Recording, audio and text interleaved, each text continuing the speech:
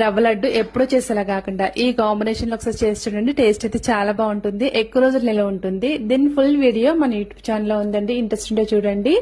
దీనికోసం కొబ్బరి పైన బ్రౌన్ పాట్ తీసి మెత్తగా మిక్సీ పట్టేసుకోవాలి. అవసరమైతే కొన్ని నీళ్లు పోసుకొని నెక్స్ట్ ఒక కప్పు ఉప్మా రవ్వలో ఈ కొబ్బరి కూడా వేసి మిక్స్ చేసి ఒక పావు గంట రెస్ట్ ఇచ్చేసేయాలి.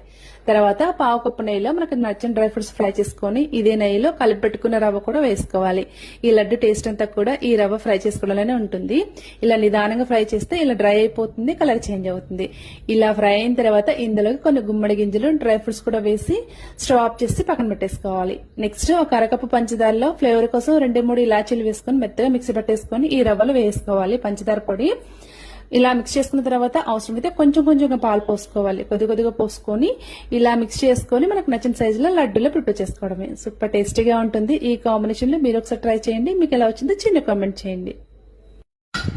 సూపర్ టేస్టీ రవ్వ లడ్డు సూపర్.